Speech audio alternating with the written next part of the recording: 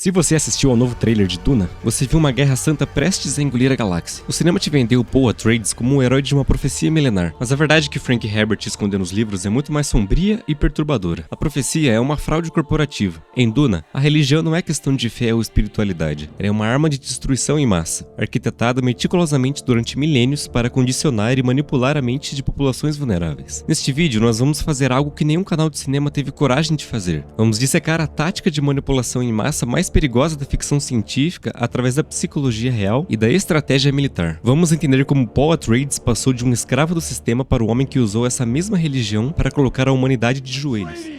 Duke of Arrakis, Erudit Dinah Heshidani, Nelishan Al-Gaim, Ruin Dimenaruk, Ashigi, Rishan Al-Gaim.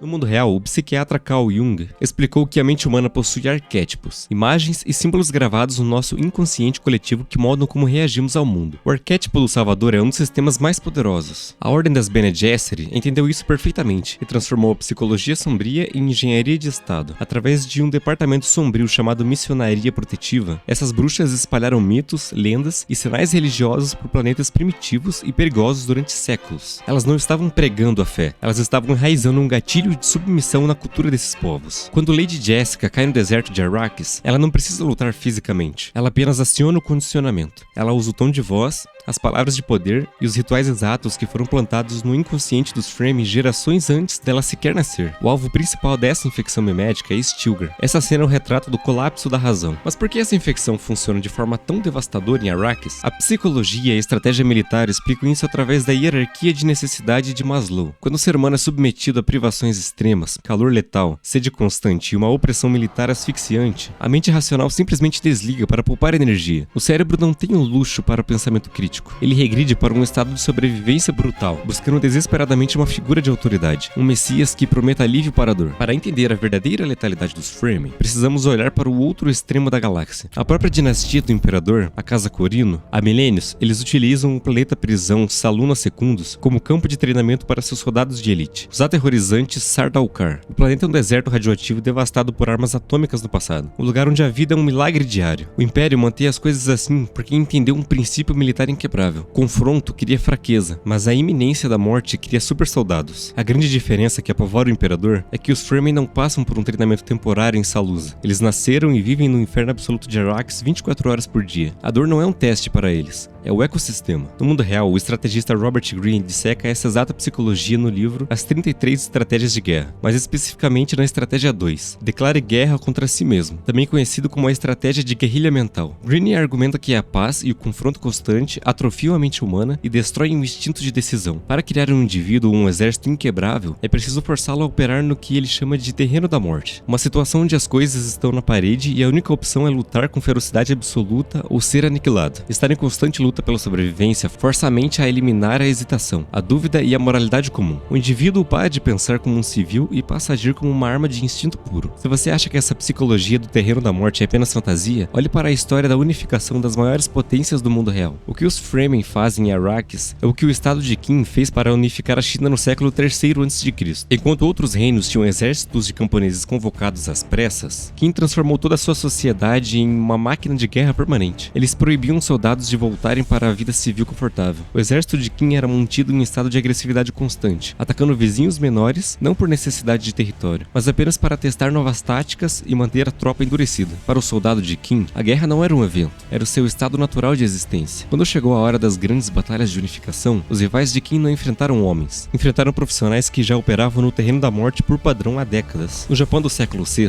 Oda Nobunaga executou a mesma manobra psicológica para acabar com o caos dos estados combatentes. Nobunaga revolucionou o Japão ao criar o primeiro exército profissional permanente, os Ashigaru.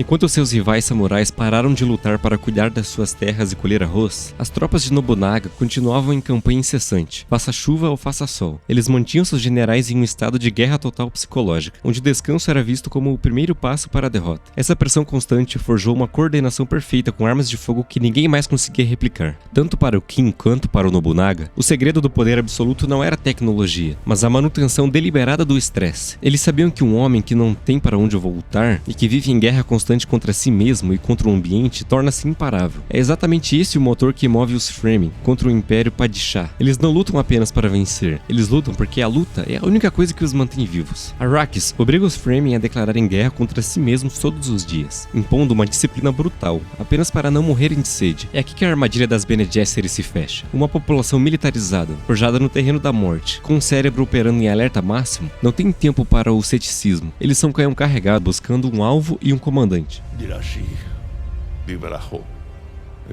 A natureza sádica de Arrakis forjou a arma, e a religião mentirosa da missionaria protetiva apenas puxou o gatilho. O controle mental em Duna é tão absoluto que ele não é usado apenas nos outros, ele é usado neles mesmos. Pense na famosa litania contra o medo. O medo é o assassino da mente. O cinema mostra isso como um mantra heróico, mas clinicamente, isso é uma tática de programação neurolinguística de altíssimo nível. As Bene Gesserit são treinadas desde a infância para travar a amígdala cerebral, o centro do pânico humano. Quando Lady Jessica está prestes a ser morta, ela não reza para o seu deus externo. Ela recita a litania para forçar o próprio sistema nervoso a voltar ao estado racional. O domínio sobre a massa começa com um domínio cirúrgico sobre os próprios hormônios do estresse. A tragédia de Paul Atreides é que ele é o produto final de séculos de eugenia e planejamento político. Ele sabe que a religião Fremen é uma mentira técnica. Ele sabe que ele é uma fraude vestindo uma pele divina. Mas ele percebe que está preso num tabuleiro onde as únicas opções são: ou ele morre como uma relíquia do passado, ou ele veste a máscara do falso deus para salvar a raça humana. No mundo real, o filósofo Nicolau Maquiavel escreveu em O Príncipe que a religião é a ferramenta suprema para um governante unificar um povo e justificar a violência necessária para formar a ordem. Paul executa Maquiavel à risca. Maquiavel estabelece que o governante precisa ter a astúcia de uma raposa para reconhecer as armadilhas e a força de um leão para assustar os lobos. Na primeira metade da história, Paul opera como uma raposa. Ele adota os costumes dos Fremen, aprende a língua,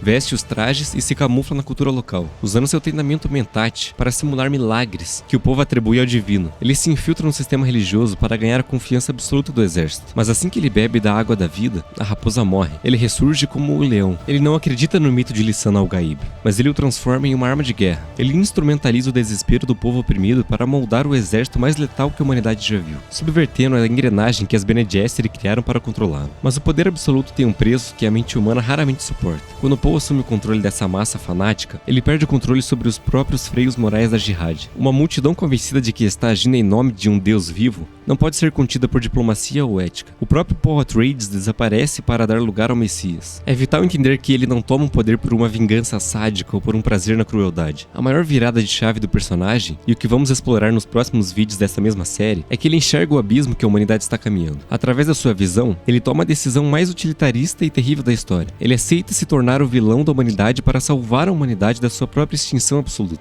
Ele acende o pavio de guerra sabendo que bilhões queimarão em seu nome, acreditando que esse é o caminho estreito para a sobrevivência da nossa espécie. Denis Villeneuve fez uma obra-prima visual, mas os filmes são apenas a superfície de um oceano de estratégia e psicologia sombria. Se você quer mergulhar na fonte original e entender a engenharia completa dessa manipulação, os livros da saga Duna são a literatura obrigatória da década. Mas se o seu interesse é em entender como essas táticas de manipulação de massas e de guerrilha mental funcionam na nossa realidade, você precisa ler os manuais que inspiraram séculos de líderes. O livro O Príncipe, de Nicolau Maquiavel, e as 33 estratégias de guerra de Robert Greene são as ferramentas que você precisa para enxergar os fios invisíveis que movem o poder no mundo real. Os links oficiais para todos esses livros, incluindo o box completo de Duna, estão aqui no primeiro comentário fixado e na descrição.